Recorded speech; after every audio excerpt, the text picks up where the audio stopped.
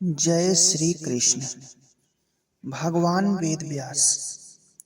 इंद्रियातीत परम पुरुष भगवान में वह निष्काम एवं निर्बाध भक्ति हो जिसके द्वारा वे आत्मस्वरूप सर्वेश्वर प्रसन्न होते हैं।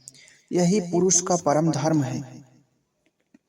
कलयुग में अल्प सत्व, थोड़ी आयु तथा बहुत क्षीण बुद्धि के लोग होंगे। वे संपूर्ण वेदों को स्मरण नहीं रख सकेंगे। वैदिक अनुष्ठानों एवं यज्ञों के द्वारा आत्म कल्याण कर लेना कलयुग में असंभव प्राय हो जाएगा। यह बात सर्वज्ञ दयामय भगवान से छिपी नहीं थी।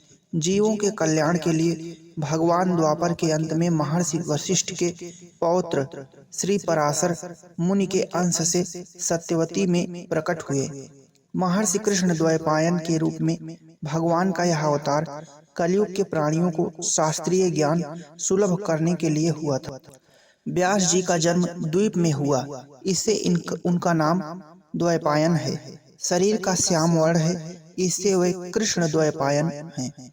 और वेदों का विभाग करने से वेद व्यास हैं। भगवान व्यास प्रकट होते ही माता की आज्ञा लेकर तप करने चले गए। उन्होंने हिमालय की गोद में भगवान नर नारायण की तपोभूमि बद्री वन के सम्याप्रास में अपना आश्रम बनाया। वेदों को यज्ञ की पूर्ति के लिए व्यास जी ने 4 भागों में विभक्त किया: आधार्यु, होता, उद्गाता एवं ब्रह्मा। यज्ञ के इन 4 ऋत्विक कर्म कराने वालों के लिए उनके उपयोग में आने वाले मंत्रों का पृथक पृथक वर्गीकरण कर दिया। इस प्रकार वेद 4 भागों में हो गया। भगवान व्यास ने देखा कि वेदों के पठन पाठन का अधिकार तो केवल द्विजाति पुरुषों को ही है। स्त्रियों, शूद्रों तथा अन्य वर्ण बाह्य लोगों का भी उद्धार होना चाहिए। उन्हें भी धर्म का ज्ञान होना चाहिए। इसलिए उन्होंने महाभारत की रचना की।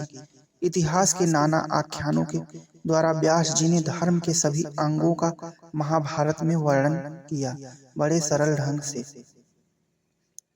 भगवान कृष्ण द्वैपायन व्यास जी को महिमा अगाध है। सारे संसार का ज्ञान उन्हीं के ज्ञान से प्रकाशित होता है। सब व्यास देव की जूठन है। वेद व्यास जी ज्ञान के असीम और अनंत समुद्र हैं। भक्ति के परम आदरणीय आचार्य हैं। विद्वता की पराकाष्ठा है, कवित्व की सीमा है। संसार की समस्त पदार्थ मानो व्यास जी की कल्पना के ही अंश हैं। जो कुछ तीनों लोकों में देखने, सुनने को और समझने को मिलता है, सब व्यास जी के हृदय में था। इससे परे जो कुछ और वह भी व्यास जी के अंतःस्थल में था।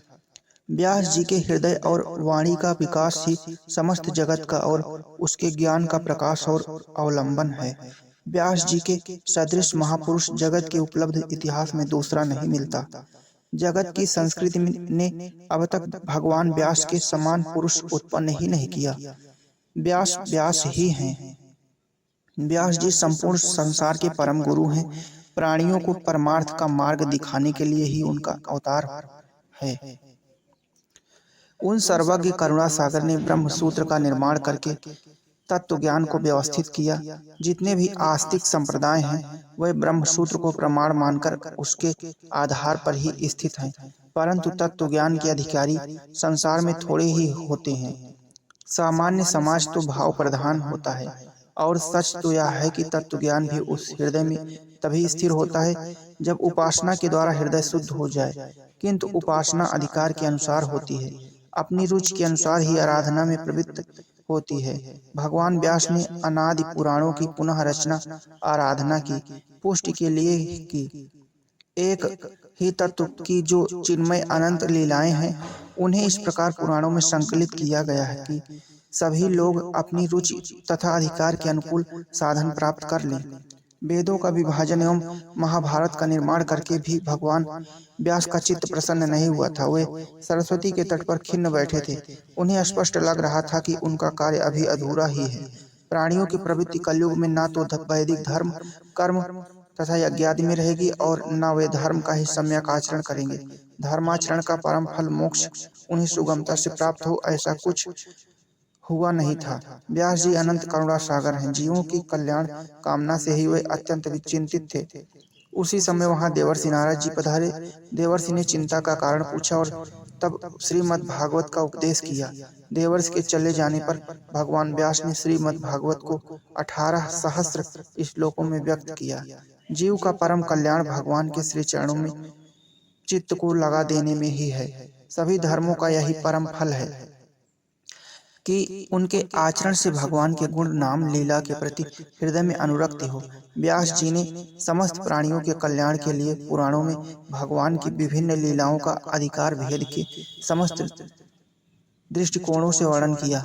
भगवान व्यास अमर हैं, नित्य हैं, वे उपासना के सभी मार्गों के आचार्य हैं और अपने संकल्प से वे सभी परमार्थ के साधकों की निष्ठा का पोषण करते रहते हैं। जय श्री कृष्ण, जय श्री कृष्ण, जय जय श्री कृष्ण।